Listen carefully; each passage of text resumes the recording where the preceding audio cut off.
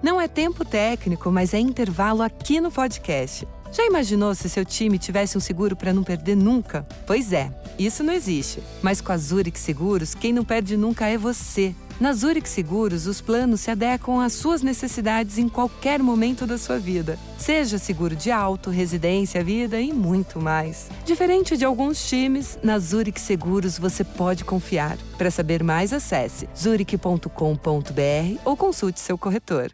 Meu nome é Cairo Santos e eu sou o kicker e único brasileiro jogando na NFL. Cada chute, cada jarda conquistada, cada passo me levou para mais perto dos meus sonhos. Agora, a cada R$200 em compras com seu Visa cadastrado, você tem a chance de ficar mais perto do sonho de assistir ao Super Bowl 59. E usando o seu cartão de débito, você ainda concorre a prêmios diários de até R$1.000. Não importa o tamanho do seu sonho, dê o primeiro passo. Visa, apoiando seus passos aonde você quiser chegar.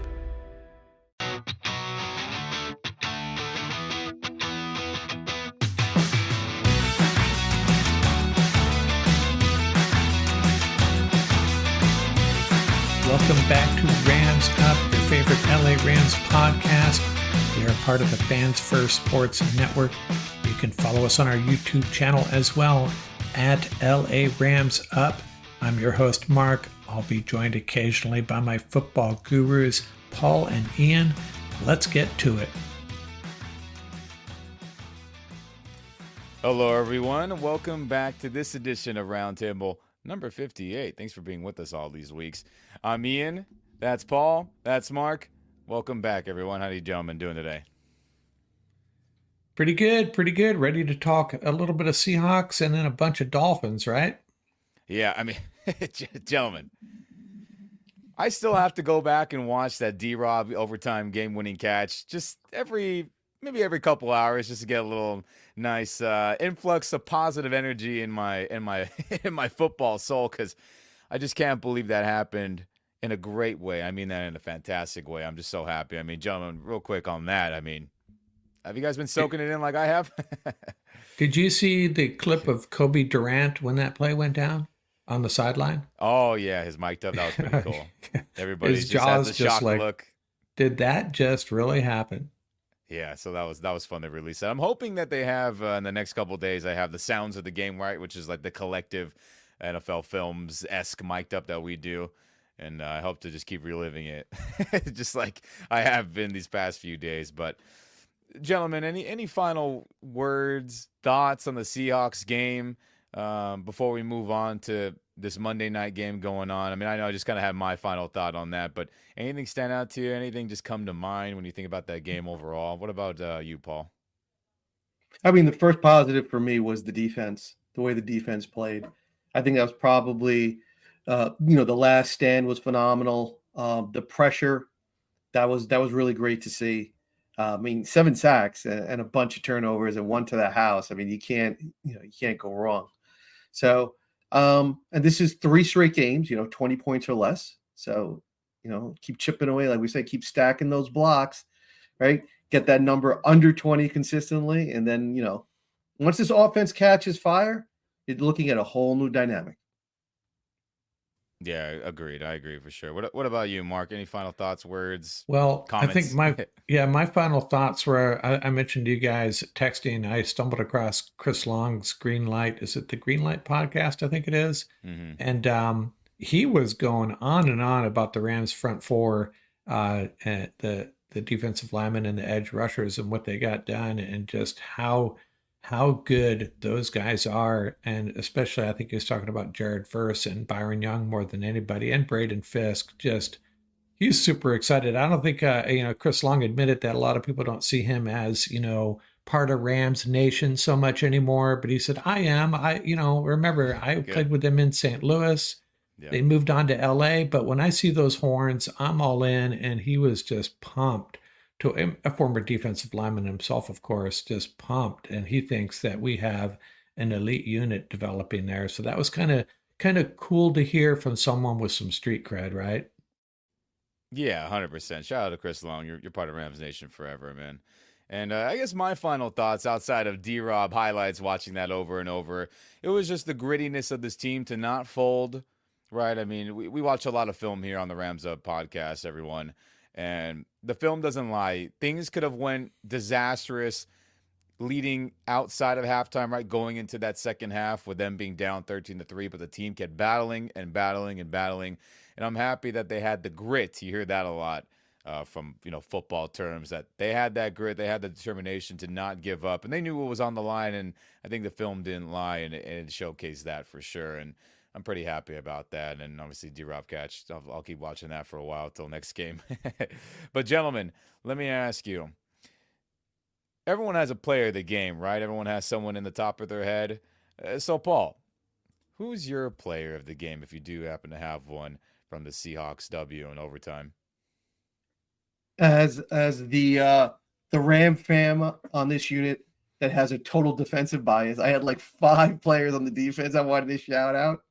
From BY to Verse to Kinchins to, but I had to go with the Bone Crusher, Braden Fisk, the beast mode.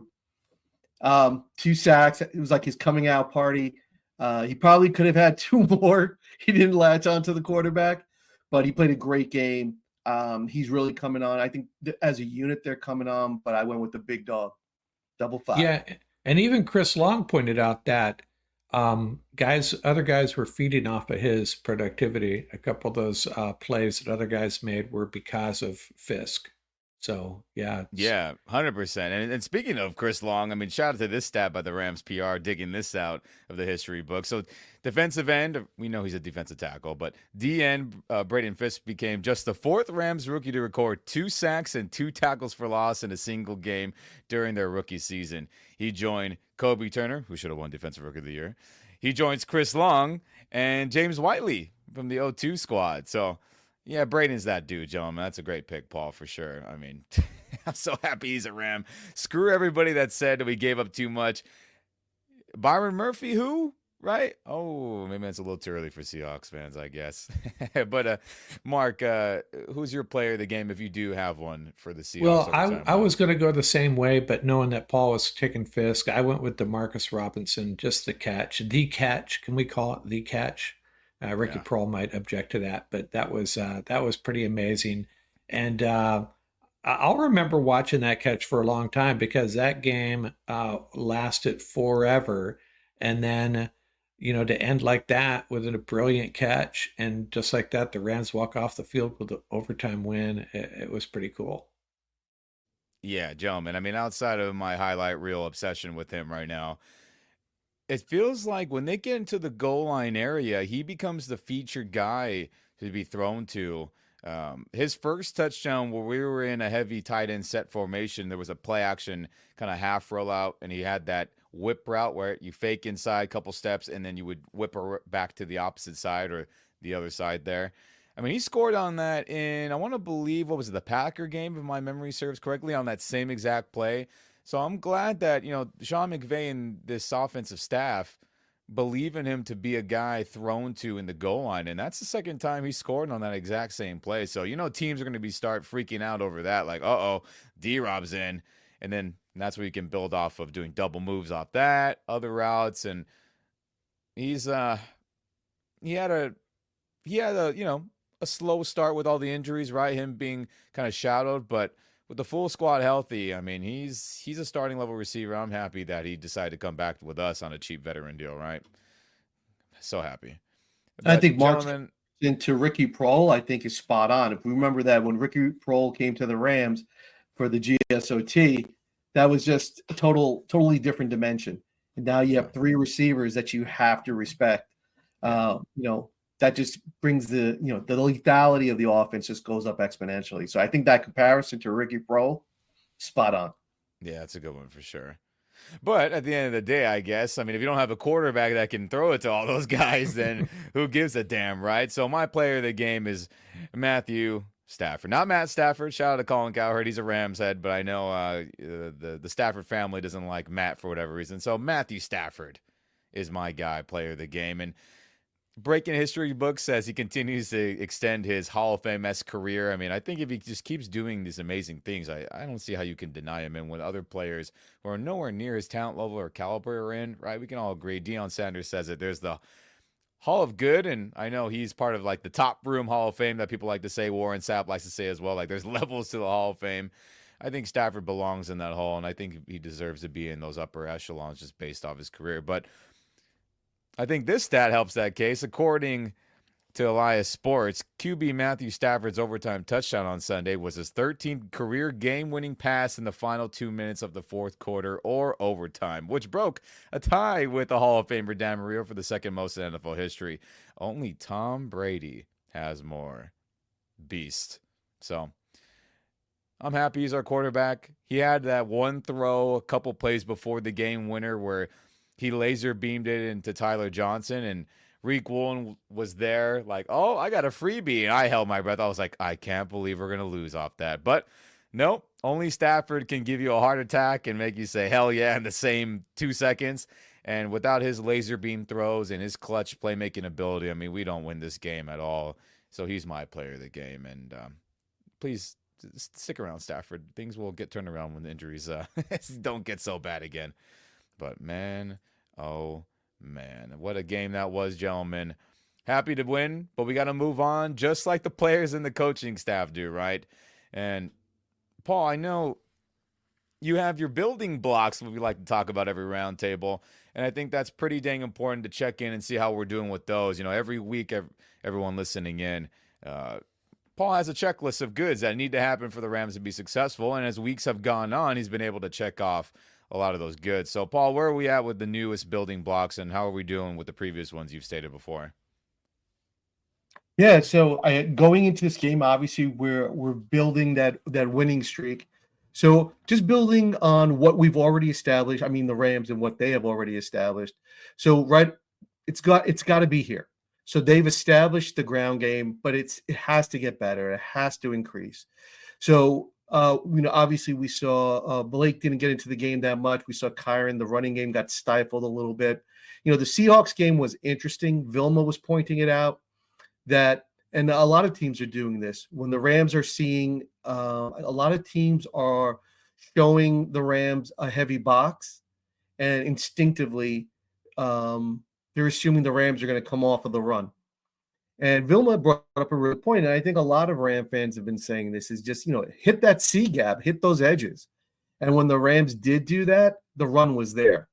So instead of running into that heavy box, hit those outer edges. So going to the first block is that I'm trying to pick a fair number that I honestly think is a good gauge for the Rams. Have it, just everything up to this point.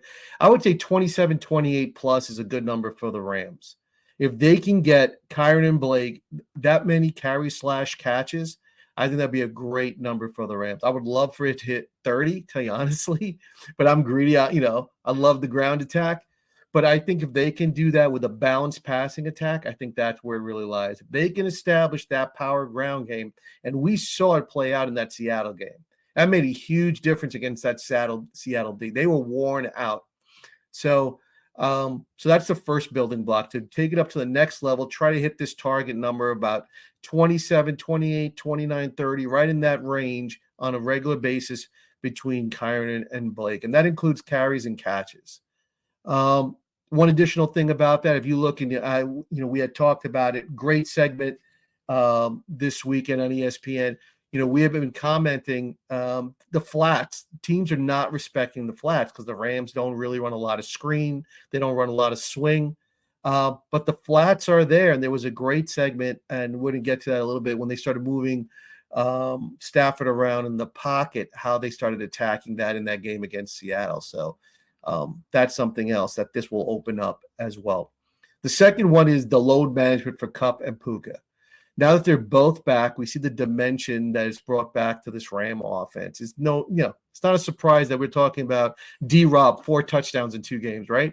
It's it. This is old school, football. When I say old school, what is it? Maybe just a decade or two.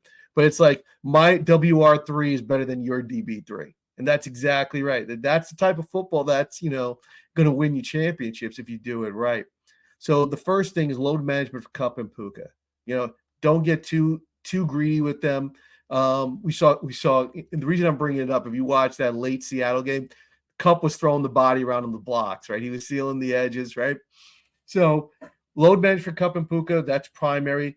Lean upon that wide receiver depth. We saw Tyler Johnson, albeit that Tyler Johnson gets himself in the doghouse because he starts to mope around when he doesn't get as many touches as he feels that he should. And we start to see it in his play. But with him, and when Bewick comes back, you're talking about a wide receiver room that's about 5 or 6 players deep, right? You saw Tutu got that one clutch catch. Once again, crossing route, right? Broke down, big first down.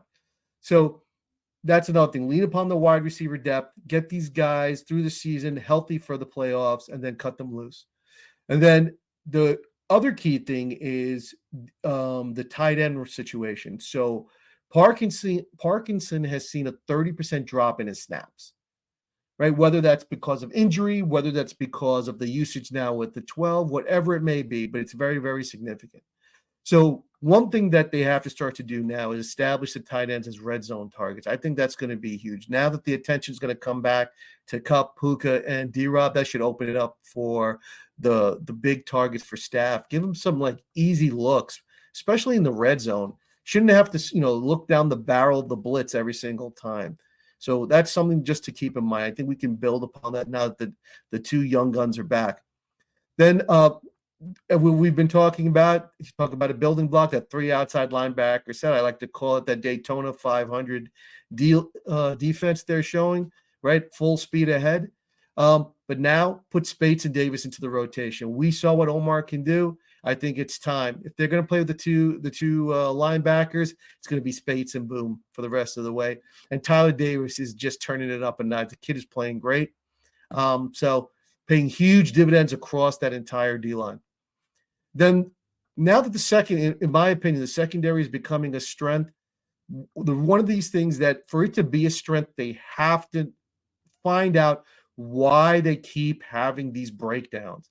If you are playing a deep zone and you are still giving up deep passes, something is very, very wrong. Something is very, very wrong. And that Seattle game really, really is a tale of 2 games. You talk about this, 7 sacks, 3 turnovers, 12 penalties against Seattle, and you look on the scoreboard and they're winning. How is that even possible, right? And that breakdown at the second half and then that drive down the field, right, tie it up, can't happen. Just can't happen. So the secondary is now a strength in terms of the number of bodies. They did trade away Trey White. I really, really feel that they should have kept them around, but it is what it is. But secondary is now a strength because they have enough bodies. They have guys that are playing great, but they have to play 60 minutes of solid football. No more mental breakdowns back there. The other thing is squeeze out every advantage that you can. The third phase, they got to get this return game going. They have the potential with the X-Men. They've got to get that return game going. Play that field position game. Improve your field position. Not every return has to go to the house. You get 10, 12 yards, it makes a big deal. And got to get Blake off the kickoff return team. He's too valuable to the Rams. You need him for that 1-2 punch with Kyron. Got to get him off the return team. Let Rivers do it. Rivers is a talented ball player. Let him get some touches, and that's an easy way to get him some touches back there. And then you can play the field position game with Evans. And listen, it's going to be a Cardi party soon. The kid's going to get his chance, right? Right now, his name hasn't come up that much, but it will. But that field position game with Evans has done a phenomenal job this season. Hopefully he'll be back for this game. And then the last building block is, not enough is being talked about. Stafford has a 66% completion rate right now. That's phenomenal, right? And this is not even with the offense hitting on all cylinders. I think the last building block is number 1. They got to keep Stafford upright. 2 straight games, he has not taken a sack, right? He's been hit, but he's still getting hit way too much for my liking. But I think the next part of the building block is here. Keep him upright, is building those half rolls, which we saw against the Seattle Seahawks. I love that. When they were rolling him out, let him use his arm strength, let him get the ball out there quickly, let him attack the edges. I think those half rolls are going to be phenomenal for the Rams, and they're going to loosen up a lot of these defenses because it was the game, I think it was prior to Seattle. Was it the Raiders Yeah, it was the Raider game where they were saying they wanted to get Stafford off of his block, meaning get him to move around. They said if once you get Stafford moving around, he's a different quarterback. Like it's a negative. Stafford's an athletic quarterback. He's not the most mobile. He's not a threat to running downfield, but getting him away from the pressure, getting him out there, letting him look downfield. I think it's a match made in heaven. I think that's the next element to this offense, building in those half rolls. So I think when we take a look at this after this game, if we can hit on 4 of these, I think the Rams will get a dub. Yeah, I agree. Mark, any thoughts on Paul's building blocks? I mean, all great points, Paul.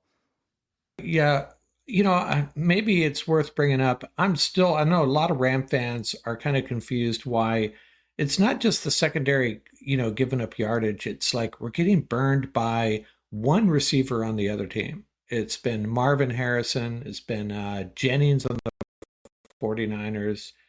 Who else? It was Williams on the Lions. JSN. Is there an explanation for that? I guess is what I'm asking. Well, is it the coverages that were? The cover 6 stuff. I mean, I've been critical of it. We've been critical of it here. The rules and disciplines that are involved with playing that quarter half or any type of quarters coverage, we have a lot of guys deep, is that a lot of that underneath can be very exposed. And we have been exposed in that not deep part of the field, but like that deeper intermediate, if that makes sense. So there's obviously short, intermediate, deep, and kind of in that in-between deep and intermediate, we've gotten shredded, which is that area in between underneath coverage and all the people covering deep. So we've gotten shredded a ton there.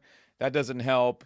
But luckily we've adjusted. We've been more blitz heavy. We've been more creative with the looks. The dime cheetah is our favorite here. That's helped a ton. And then obviously Darius Williams and Akello being in the lineup has helped a ton. And I think in this game, what happened, to answer your question though, about why JSN just shredded us for a career day, they had Darius Williams follow and shadow Tyler Lockett at like 90% of this game, which I like to see that actually. They're like, hey, D-Will, go and shadow their best receiver currently, right? No Metcalf. And he did a good job, other than that play that he kind of gave up when the flag got thrown and everyone thought it was going to be dead and he got a touchdown behind him. Other than that, which I'm not saying he deserves a pass for that, but he only let, Lockett have a couple catches, and that was pretty much it. I mean, Lockett had a quiet day other than one big catch and then that touchdown where everyone on defense just didn't know what the hell was going on and stopped playing football. So I thought that was a smart plan, but when we do that, you do leave other guys to have chances to ball out on you. And I think going forward, I think a building block that would be nice to see going forward is we do the Bill Belichick Patriots approach. You have your best corner line up on either their best receiver, or like Bill said that was very good for them, was that line them up on the second or the next best receiver, and then you double their best. I mean, however you want to do it, up to you, but I think that's got to be the way. Get D-Will on one of their top receivers, and then you double the other one, and you say, all right, tight end, or all right, third receiver, you got to kill us to win this game. I think that should be a mold that they morph into. Obviously, this next game coming up is going to be a little hard to do, but I think that's an approach they should, think about. But I think that's what it is, and this cover 6 quarters coverage can get exposed with the right players. So I think hopefully it improves, because there's been a ton of guys who have had career days on us, it feels like, this far into the season. Yeah. But we'll see what happens. Yeah, I think there's 4, if not 5 guys that have had their best days against the Rams this year, but just pointing that out, not a good stat. No, I think the other element to it too is that when you're playing that many young players, so we talk about like D-Will, right? So D-Will's a vet, he knows what he's doing. You put him on somebody. Is now that your second tier of group of players, right, has to increase their quality of play, and that's what you're seeing. So that's why you're seeing a lot of these secondary, I don't want to say secondary players, but like the other teams, WR2 or WR3 all of a sudden has a big day, or their tight end has a big day, because that's what's happening. So they're now that second tier of player versus our second tier of player, there's sometimes a mismatch there. So as that second tier of player improves for the Rams, those type of scenarios hopefully will start to minimize. But right now, that's what's happening. Look, Kinchin's had a couple of breakdowns in that coverage. And we saw in the earlier weeks, the linebackers were having a lot of breakdowns in coverage. So, as they get more proficient in this defense, whatever may be the nuances of this defense, and as these players and guys coming in and out of the lineup doesn't help either. So that's the key now, is to find who are your key players, who are your core players, build around them, and start to build that regular rotation. With the regular rotation, guys will find their niche, and when that happens, you'll see that it'll become a more proficient defense. But these mental lapses, some of them were just brain farts. It's the only way to explain it. To stop playing in the middle of a play because you think offside, the referee's going to blow the whistle. I mean, come on. That's just unacceptable. But, I think it's a combination of those two things, because it is puzzling. You're absolutely right, Mark. It's every week. It's just a matter for the fantasy football players who's going to break out against the Rams this particular week. Well, things are trending upward, thankfully. So hopefully we stop seeing these career days from a receiver out of nowhere. But great job there, Paul, going through all the building blocks. But we move on to Dolphins on Monday Night Football, gentlemen. Crazy. I mean, the season's flying by. We're already hitting this point. We're already, what is this now going to be, week 10 coming up? I mean, wow. And everyone out there, I know we can look at the Dolphins record, right? And you can say, okay, 2-6. Tua's been hurt a bunch, right? They lost to the Seahawks and Titans. They've lost to the Colts and Cardinals and Bills. And you're like, hey, this team's not good. But not having your quarterback, I think we all know that from the 2022 campaign, Rams Nation, that not having your quarterback, things just go off the rails fast and it looks bad and ugly, no matter how many other good players that you have. So, despite that, yes, they are 1-3 without Tua, but they are also 1-3 with Tua. I mean, before he got knocked out in that primetime game against the Bills in the first time they played each other, I mean, he wasn't playing a good game then, but since he's been back, let's just be honest, he's been playing some pretty solid football, and they've just had some heartbreaker losses with the field goal at the end. But before we move on to other stuff of the game, I mean, man, the Dolphins have some freaking fantastic players, and I think it's worthy highlighting a few of them real fast.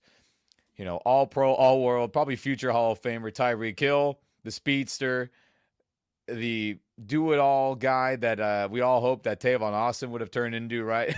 The speedster that can do anything, any route, any end around, any trick play, he's on board. I mean, he's a freak of nature. The cheetah, he has the peace sign on his gloves, and sometimes he'll throw up the peace sign on you. We don't want to see that. He's dangerous. Speaking of speed, I mean, this season, no doubt about it, the running back, Devon Achane, is another filthy speedster, in my opinion, as well. Dude gets out in open space. I mean, see you later. Good luck. And on top of that, I mean, he'll get tough yardage. He'll lower his shoulder and he'll run over dudes and smash through defenders to get some extra yardage. So he's a worrisome and one of their best players this year. And I think objectively, no Jalen Phillips, no Bradley Chubb. They're still dealing with gazillion issues they've been having going on. And their secondary as a whole has been playing pretty good. But old friend Jalen Ramsey is a player we got to look out for, man. He always finds his way around the football. He's still traveling around with the best receiver when, his coordinator and their team lets him do that. He's worrisome as well. And there's other guys you could probably throw on your list. But, I mean, gentlemen, between those three, I mean, who are you worried about the most, truthfully? Well, Go ahead, Mark. No, I was just going to say, one guy that you didn't mention, Calais Campbell, he's there, right? I think he's their best pass rusher, although they haven't been getting to the quarterback much. But, I wouldn't put it past Jalen Ramsey to do something incredible in this game on Monday Night Football against his old team. So I guess Campbell and Jalen Ramsey. On the offense, well, geez, Tyreek Hill. I just got done talking about receivers that have had career days against us. So, yeah, there's that. Yeah, Tyreek Hill, it does seem like the type of receiver that could do some serious damage against us. But I think our secret sauce, you could say, is our defensive line putting Tua under a lot of pressure. that's probably what we're going to have to do. Yeah, I agree. And Paul, who are a couple players that come to mind that you are want to highlight real quick, or some of their best players you believe on their roster currently? Yeah, I think the overall team speed for Miami is fairly impressive. I mean, Yeah. you know, they got Jason Waddle, right? Waddle. So Jalen Waddle, yeah. Wait, Jalen real Waddle, quick right? before you go on, wasn't his stat line this last game like -4 yards and a touchdown Negative or 4 yards, something? and Like and scored a touchdown. Yeah. what? Yeah. Crazy, yeah. So they also have Jonnu Smith, the tight Yeah. end. Yep. So you're absolutely right. So they have a lot of, they have a lot of team speed there. So you have to respect this offense. So that's the thing. This game worries me. If the Rams come in sleepwalking with those slow starts, they get behind early. And that has been something that has been a really disturbing trend that has still gone on. These first quarter goose eggs have really been hurting them. So this offense, remember, they also got the running back from San Francisco. He was there, Raheem Mostert, who is a good power runner, nice two-headed monster they got in their running game. So, you have to respect this offense. You're going to have to come in and play well. And like Mark said, the D-line is really going to, and that, inclusive of the outside linebackers, they're really going to have to play discipline, play physical. And, the way they played against Seattle, what was really good about the way they played defense, you saw the discipline. The gap discipline was much improved. They were spilling things to the force players, and the force players were there to finalize the play, finish the play. They were finishing plays. And against this offense, you're going to have to, because if you're undisciplined, somebody's taking it to the house. That's it. That's what Miami does. They move around. They have a lot of motion on every play, right? Just very similar to what the Rams do. And they use it to their advantage, right? They make it very hard sometimes to keep track and find flow, right? Because you don't know who's getting the ball. And Tua's like staff.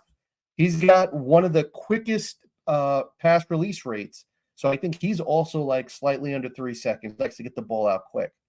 So, you got to have your head on swivel when you play this team.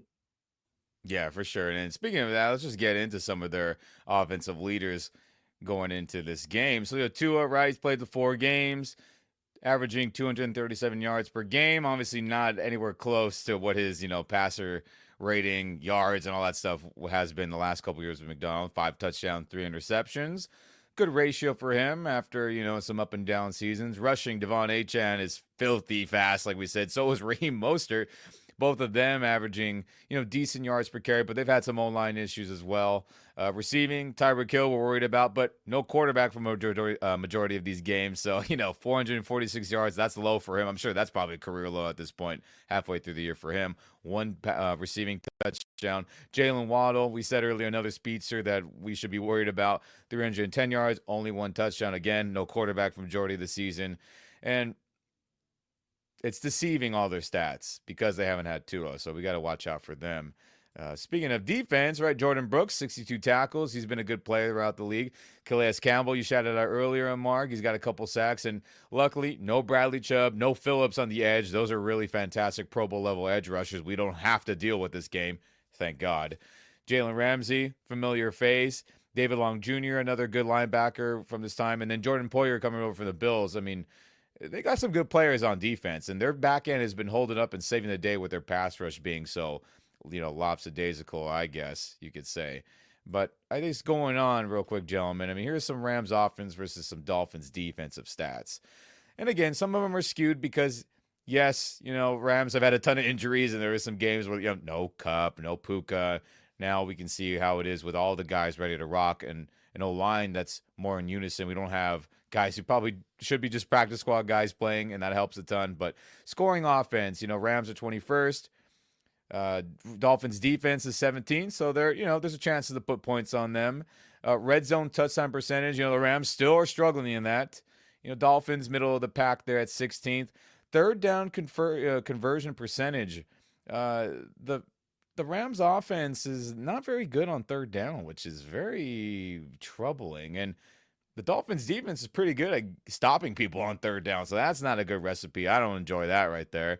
But total offense right now, Rams offense climbing up the leaderboards now with the guys coming back healthier.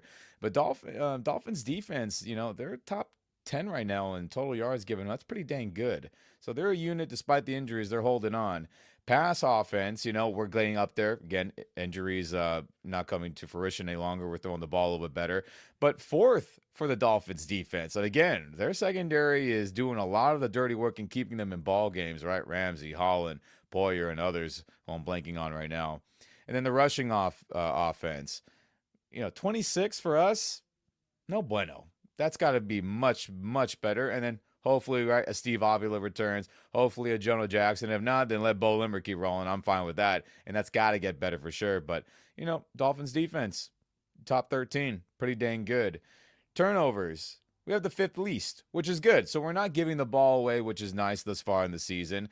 And luckily, the Dolphins defense can't take it away. They have 6, which is the 2nd least in the entire NFL. So that's a good matchup for us. And then in terms of sacks given up, we're, the 24th most or the 24th least, however you want to put that. So we don't give up a ton. It's been really nice the last couple of weeks, keeping Stafford upright. And then luckily, Dolphins are one of the worst teams, 2nd worst in the entire NFL of getting to the quarterback, right? No Bradley Chubb, no Phillips. So that's a good benefit for us for sure, gentlemen. So any quick little anything stand out to you on these little stats or that matchup, Rams offense, Rams defense off the bat for you?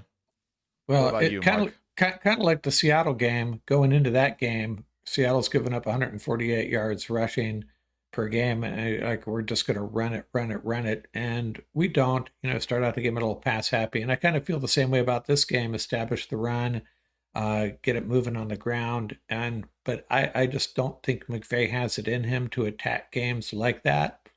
So we'll see, but it seems like you mentioned, their pass defense is pretty stout. So it's interesting that they have a stout pass defense, but they don't get to the quarterback that much. So, yeah, we'll see what game plan McVay comes up with. He's probably going to throw it the first 7 plays, and we'll see how it goes. Yeah, I know. What about you, Paul? Anything stand out to you on this Rams offense, Dolphins defense? Yeah, I think the way to attack the Dolphins is you do not want to become one-dimensional. That's what's going to help the Dolphins. If you become one-dimensional, you are helping the Dolphins. You can I watched both of their games, their last 2 games. So, on the defensive side of it, you could definitely run against them. I think that's probably, like Mark is saying, that's something the Rams really have to get back to. And like we're talking about building blocks, that should be a given. That's not something that you should have to lobby for game to game to game. It's there every game. You have a solid O-line, a big, physical, nasty O-line, and you have 2 running backs that are talented. I mean, that's just like ABC right there. So that's one. The thing that stands out for me on the Rams side of it is this 3rd down conversion rate. We talked about a quarterback that's completing passes at 66% clip. And then your 3rd down conversion rate is actually not impressive at all for an offense of this caliber. So to stay on the field, to have those long drives, you have to be able to convert. And this is an area that the Rams have to focus on in this game, is to really stay on the field, wear out this defense, and take advantage of it. Get it into the red zone and walk away with points. And that's the key. One thing that didn't get talked about Seattle is the Rams fumbled 3 times. They were lucky. They didn't lose any of the fumbles, but they fumbled 3 times. So they have to do a better job protecting the ball as well. But I think the 3rd down conversion rate for the Rams will dictate how they, how well and how many points they score in this game. Yeah, that's going to be the battle right here, right? I mean, just continue drives, get some damn points, get Cardi some short field goals, and score in the damn red zone, right? All the things that have just not been changing, but we'll see what happens going forward in this game coming up. But Dolphins offense, Rams defense, and I get it, everybody. These numbers are going to be skewed, maybe not just a little bit, kind of a lot, based on Tua not being the lineup, but we'll go through them really fast. So, scoring offense for the Dolphins, 2nd to last, not good since Tua's been in, but been much, much better since he's been back. Scoring defense for the Rams is 22nd right now. Obviously, that inflation of the Cardinals blowout makes it much, much worse, but they've been pretty solid these last 3 weeks. Red zone touchdown percentage, again, no Tua. It's 27th currently over the course of the season. But the Rams defense, top 10, 50%. That's not too bad at all, actually, which is I'm not sure if that's the right number, truthfully. I remember it being a different number, possibly everyone, but it was something that was very, very good. We definitely are in the top 10 there. Third down conversion percentage, they're 12th right now for the Dolphins offense, 39.4. Not too bad. Us, we're at 14th, middle of the pack. Not too bad. We hope to see that number increase as time goes on. Total offense, Dolphins, 324 yards per game, 20th. So, they're in the lower tier, but with Tua back in the lineup, much better. Us right now, Rams defense, 360 yards. This is on the lower tier. Again, that Cardinals game really inflated things as well. It's been much better these past 3 weeks. Passing offense, they're ranked 24th. No Tua. We get that number's a little bit skewed. Passing defense for us, 225 yards given up per game, 23rd. That could be better, and it has been better these last 3 weeks. And then the rushing offense for the Dolphins, top 10. And Raheem Mostert, Devon Achane, I mean, that's how they've been having any offense at all since Tua's been out of the lineup. And they are a deadly duo back there, which I'm personally very worried about in this game. And we are in the bottom tier, right? 136 given up. We're ranked 24th right now, which is no bueno. That's definitely got to get a lot better. Which, again, much better in the Seahawks game. We hope to see, added improvement as time goes on. Turnovers. So they have 9, which is pretty good for the Rams defense, right? I said that backwards. 9 for the Dolphins offense, which is the 6th least. And then we have 11, which is the 7th most, as we've seen, Jalen McCullough have tons of interceptions. We see Cameron Kitchens get a couple. We've seen other guys step up. So that's very nice. Sacks, which is Dolphins 20. They've given up the 19th most, which is, not terrible, but not good either. They're still in that lower part of the league. And then we've gotten 21, which is the 10th most in the entire NFL. Obviously, 7 of them coming against the Seahawks this last week, and we hope to see that keep jumping up. So after all that stats I just said right now, gentlemen, Rams Nation, thanks for listening on all that. I mean, what are the keys to this game with this Tua-led offense who's looked good the last couple weeks against our Rams defense, who has also looked good, the last 3 weeks? What about you, Mark? Well, I think we just got to continue what we've been doing, and that's bringing heat on the quarterback and putting pressure on Tua.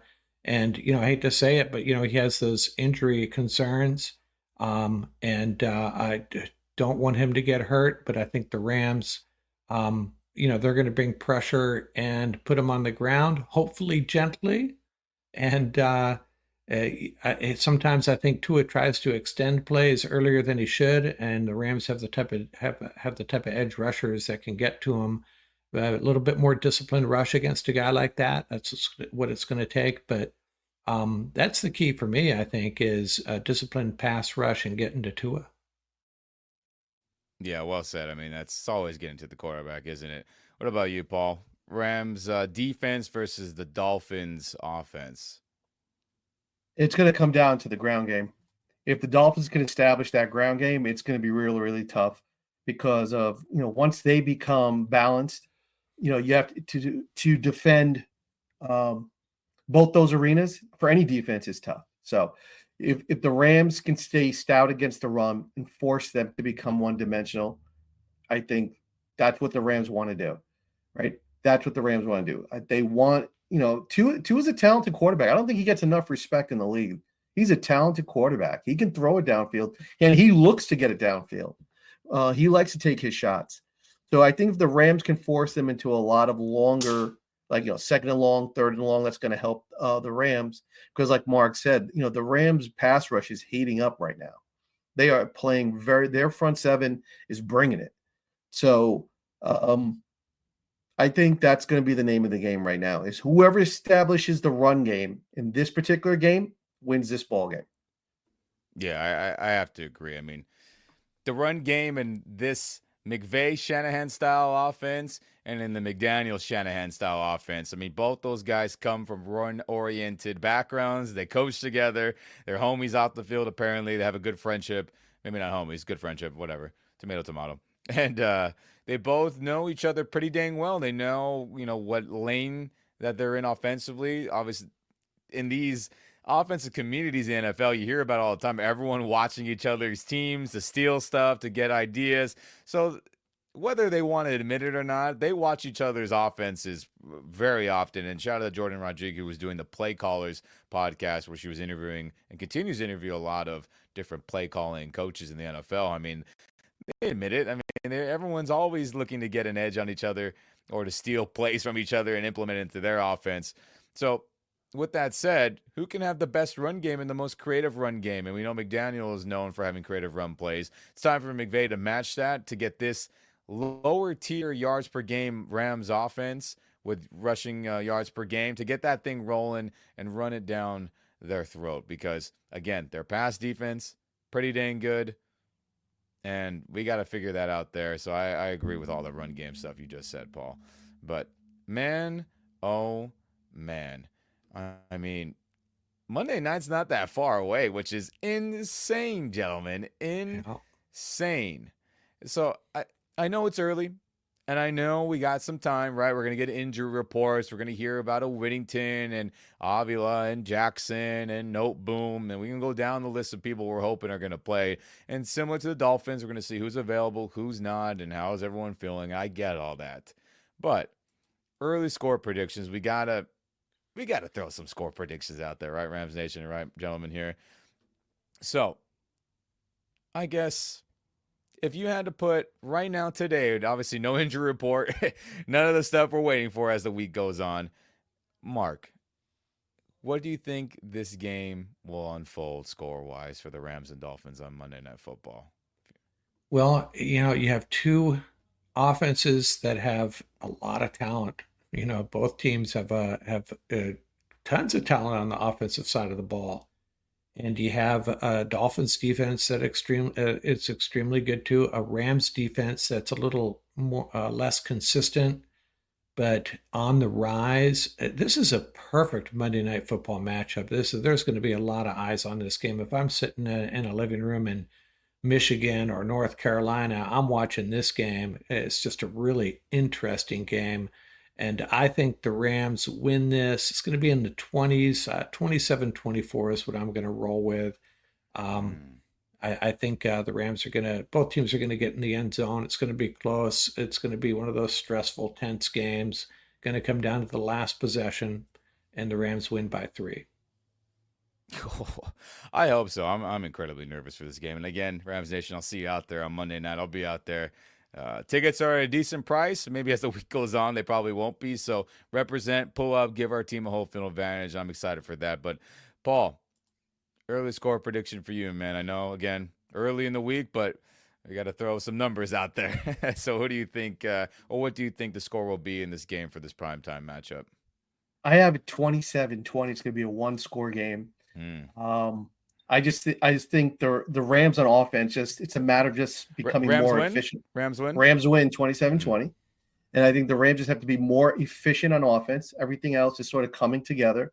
Once they become more efficient on offense, I think you'll see more consistency. Right now, like I said, they're not scoring in the first quarter and they're struggling in the beginning of third quarter. Although they did have a good third quarter against Seattle.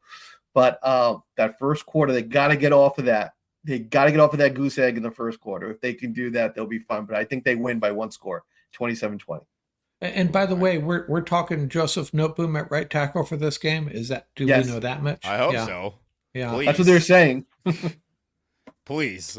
Do we have a review of Warren McClendon's performance? Do we know how Not bad. Did? Real Yeah. quick, I mean, not bad. he played okay. Yeah. Yeah. I mean, listen, for anytime one of these kids gets thrown out there, right? And he's not a kid, but I'm just saying, like anytime these young players get thrown out there and Stafford's not getting his helmet ripped off, I think that's a good game. But Stafford's definitely probably like, Joe, how you feeling, buddy? You look good? You're good? You good? You need something?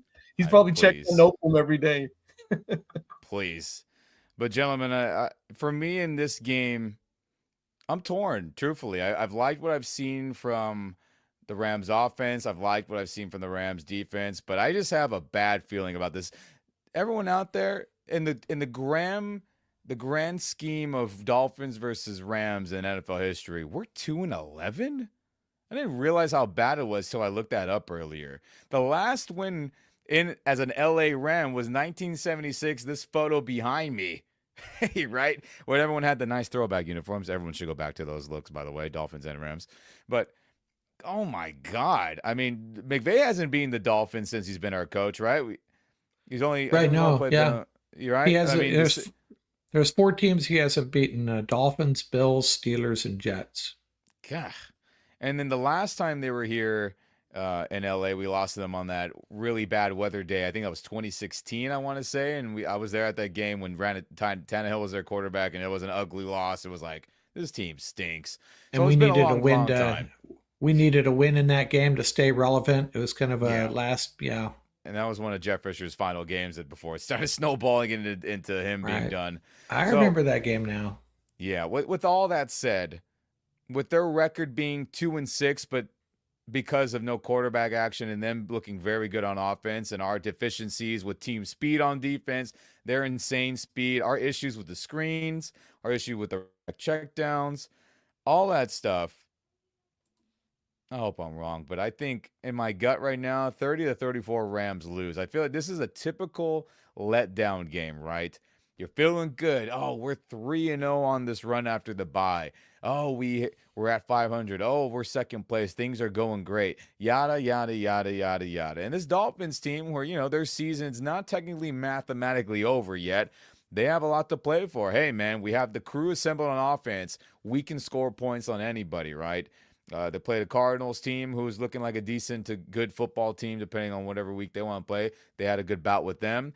Bills are one of the top, Super Bowl contenders by everyone's remarks in the media, and I think even us, we would consider them Super Bowl contenders. They went toe-to-toe with them in Buffalo and barely lost. So I'm extremely worried about this game. Team speed, all that defensive secondary, having good pass demons, and McVay maybe playing into the pass happiness too much and avoiding the run. I think all that recipe leads me to this 30-34 Rams lose score here. Again, I hope I'm wrong, but if I was a betting man, I would bet towards the Rams losing. And you can say, Ian, come on, man, have faith in the team. I do have faith in the squad. But there's always a matchup every now and then where you should win, and the Rams will lose. And that's just how it is with the McVay era. There's always a couple games, 2 or 3 of them every season, where you're like, what the hell happened? We should have beat that team. This team's got talent. We should beat them. But this is one of those where we show up and there's a speed kills us, and we're going home sad on Monday night. Hope I'm wrong. I'm going to be there. I'll be chanting hard, but I don't feel good about this game. Yeah, it's all. I almost wouldn't even consider it much of an upset. I mean, they're 2-6, but if these two teams were playing on opening day, 0-0 opening day with these rosters, it'd be a coin flip game. It really would be, I think. Yeah. So yeah, the Rams should win it though. I agree with you, but I don't really think this is a must-win game either. I think it's an interesting part of the season, right? So who do they have after the Dolphins? They have the Patriots, right? Right. Yeah. So, if they go in, like way Mark was saying, so Mark's spot on. I mean, I don't think the Rams are at a place where they can say that, they're like a dominant force, or they can walk in and any game is just like going to be automatic blowout. They have to play. Listen, if they go in and they have sloppy tackling, in the blink of an eye, they could be down by 14. So I really hope they're brushing up on their tackling, because their tackling was not great in Seattle.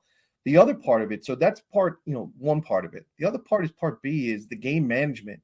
So how bad was the game management that with 7 sacks and 3 turnovers, you were losing in Seattle? Let me just say that again, Ram Nation. 3 turnovers, 7 sacks. They were either tied or losing. That's game management right there. There were so many breakdowns in that Seattle game. And look, it was a road game. So sometimes road games are tough, especially when you go up to Seattle. So, they're going to be back at home. But the bottom line is the things you cannot give away. The game management has to be sound. The tackling has to be sound. And, no mental lapses in the secondary. Make them beat you. Play a solid 60-minute game. When the Rams play a solid 60-minute game, they can be a very, very good team based on the talent that's on this roster. But like Mark said, Miami's not a team. I mean, their record's misleading. Their record is very misleading. This is a dangerous team, and that should be the mindset coming into this. It's not looking ahead to the Patriots. Let's take care of business here. We take care of business 1 week at a time. And from our perspective, they go into New England and they win over there. Now that you're 6-4.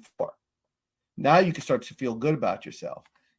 Being 500 is not anything to feel great about, right? You have to fight your way to get to 500.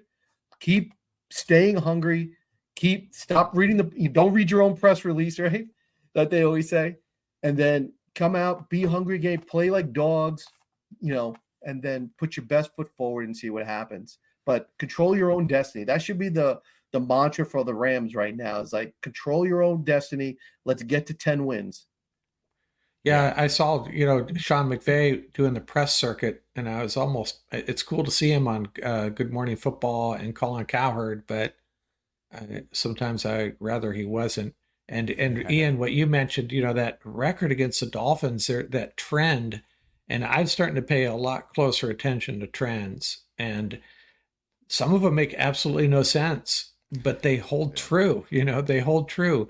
And I can't figure it out. There's really no cause effect in a lot of cases, but over the years, Rams just have a lot of trouble with the Dolphins. Yes, they do. And, before we get into the doom and gloom game time scenarios, I guess when we do approach Monday night, we'll see some familiar faces.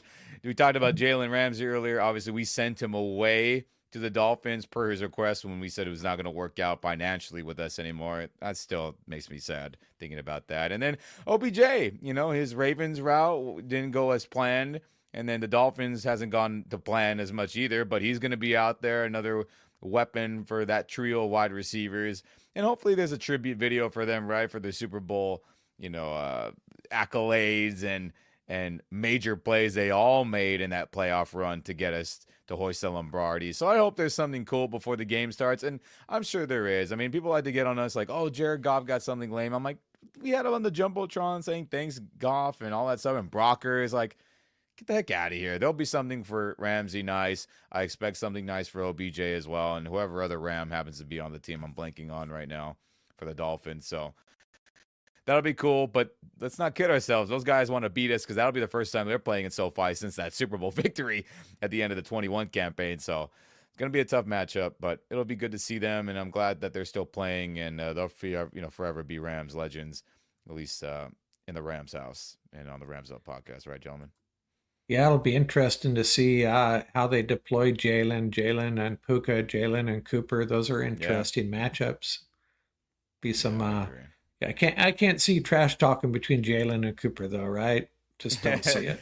There might be some of that friendly crap talk you see. You're like, hey, remember in practice, I got you on this, dude. There could be some of those little those friendly crap talk mind games before the snap that you see, and hopefully, we have some good people mic'd up for that game, and we can get some action with Jalen. Maybe a Puka's mic'd up on purpose to maybe hear Jalen chirp a little bit, or vice versa. We'll see. Even OBJ, man. OBJ is going to be chirping too, man. Yeah. There's some great storylines in this game, Ram Nation. There are going to be some great storylines in this game. This is going to be a really fun game to watch.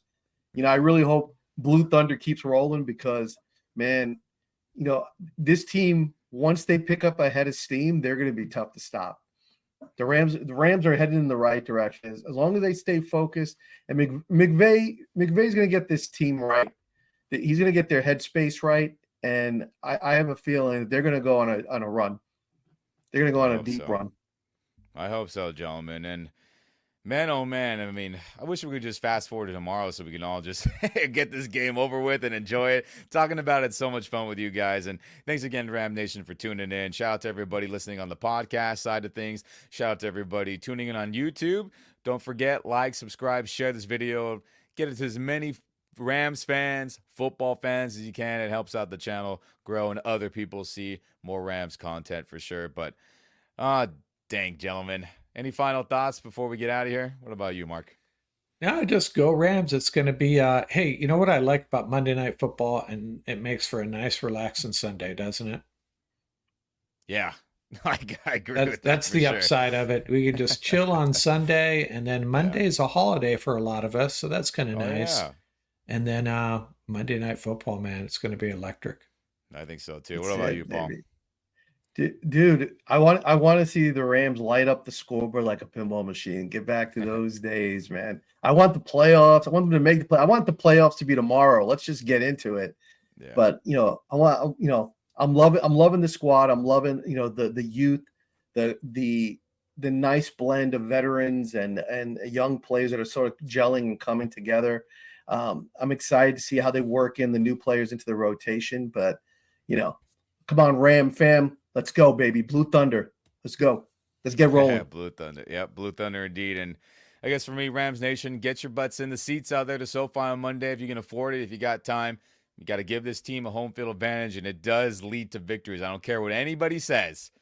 More people on your side, the better you're going to play as a player.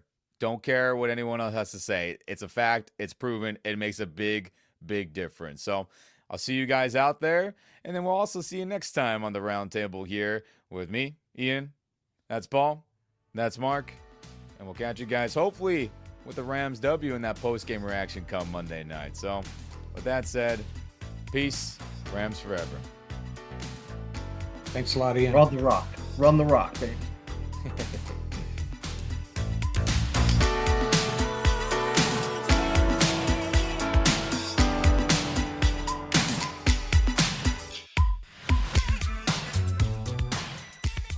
That's going to do it for this episode.